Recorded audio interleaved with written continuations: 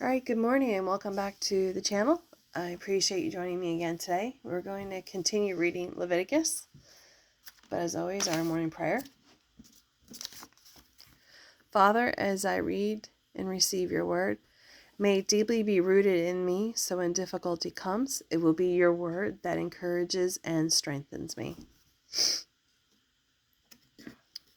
So as I mentioned, we're going to continue with Leviticus, and today is chapter 11 is where we're starting.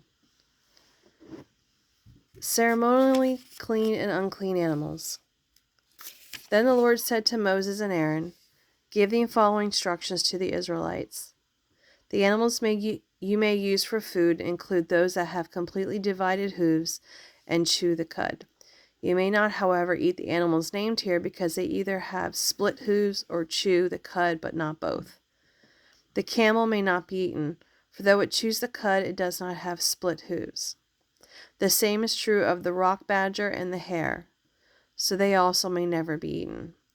And the pig may not be eaten, for though it has split hooves, it does not chew the cud.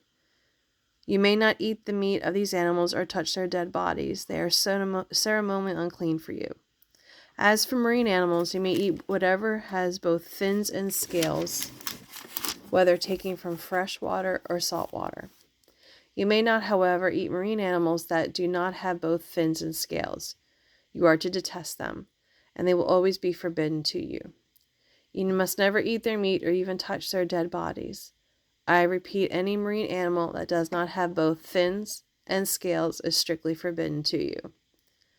These are the birds you must never eat because they are detestable to you: the eagle, the vulture, the osprey, the buzzard, kites of all kind, ravens of all kind, the ostrich, the nighthawk, the seagull, hawks of all kind, the little owl, the cormorant, the great owl, the white owl, the pelican, the Korean vulture, the stork, herons of all kinds, the hoopie, and the bat.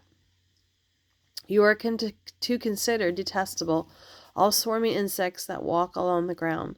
However, there are some exceptions that you may eat. Those include insects that jump with their hind legs, locusts of all varieties, crickets, bald locusts, and grasshoppers. All these may be eaten, but you are to consider detestable all other swarming insects that walk or crawl. The following creatures make you ceremonially unclean. If you touch any of their dead bodies, you will all be defiled until evening. If you move the dead body of an unclean animal, you must immediately wash your clothes, and you will remain defiled until evening. Any animal that has divided but unsplit hooves, or that does not chew the cud, is unclean for you. If you touch the dead body of such an animal, you will be defiled until evening. Of the animals that walk on all fours, those that have paws are unclean for you. If you touch the dead body of such an animal, you will be defiled until evening. If you pick up and move its carcass, you must immediately wash your clothes, and you will remain defiled until evening. Of the small animals that scurry or creep on the ground, those are unclean for you: the mole, the mouse, the great lizard of all varieties, the gecko, the monitor lizard, the common lizard, the sand lizard, and the chameleon. All those small animals are unclean for you. If you touch the dead body of such an animal, you will be defiled until evening. If such an animal dies and falls on something, that object, whatever its use, will be unclean. This is true whether the object is made of wood, cloth, leather, or sackcloth. It must be put into water and will remain defiled until evening. After that, it will be ceremonially clean and may be used again. If such an animal dies and falls into a clay pot, everything in the pot will be defiled, and the pot must be smashed. If the water used to cleanse an unclean object touches any food, all that food will be defiled, and any beverage that is such an unclean container will be defiled. Any object on which the dead body of such an animal falls will be defiled. If it is a clay oven or cooking pot, it must be smashed to pieces, and it has become defiled, and will remain that way. However, if the dead body of such an animal falls into a spring or cistern, the water will still be clean, but anyone who removes a dead body will be defiled. If the dead body falls on seed grain to be planted in the field, the seed will be considered clean. But if the seed is wet when the dead body falls on, the seed will be defiled.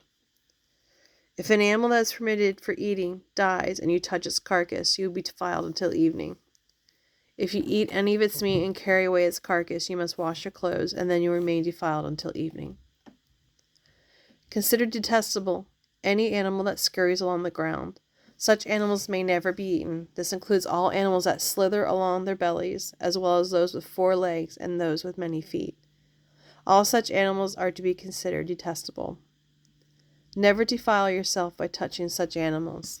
After all, I am the Lord, your God. You must be holy because I am holy, so do not defile yourselves by touching any of these animals that scurry along the ground. I, the Lord, am the one who brought you up from the land of Egypt to be your God. You must therefore be holy because I am holy. These are the instructions regarding the land animals, the birds, and all the living things that move through the water or swarm over the earth. So you can distinguish between what is unclean and may not be eaten, and what is clean and may be eaten. Chapter 12. Purification after childbirth. The Lord said to Moses, "Give these instructions to the Israelites. When a woman becomes pregnant and gives birth to a son, she will be ceremonially unclean for 7 days, just as she is defiled during her menstrual period. On the 8th day, the boy must be circumcised. Then the woman must wait for 33 days until the time of her purification from the blood of childbirth is completed. During this time of purification, she must not touch anything that is holy, and she must not go into the sanctuary until her purification is over. If a woman gives birth to a daughter, she will be ceremonially defiled for 2 weeks, just as she is defiled during her menstrual period. She must then wait another 66 days to be purified from the blood of childbirth. When the time of purification is complete, either son or daughter, the woman must bring a year-old lamb for a whole burnt offering and a young pigeon of turtle doves for a purification offering. She must take her offerings to the priest at the entrance of the tabernacle. The priest will then present them to the Lord and make atonement for her. Then she will be ceremonially clean again after her bleeding at childbirth. These are the instructions to be followed after the birth of a son or daughter. If a woman cannot afford to bring a sheep, she must bring 2 turtle doves or 2 young pigeons. One will be for the whole burnt offering and the other for the purification offering. The priest will sacrifice them, thus making atonement for her, and she will be ceremonially clean. I actually am going to end it there because 13 looks really long and I'll go over 10 minutes. So today's a short reading and tomorrow we'll pick up with chapter 13. Thank you so much for joining me today. I hope you have a wonderful day and a blessed day and make a difference and bless somebody today. Thank you.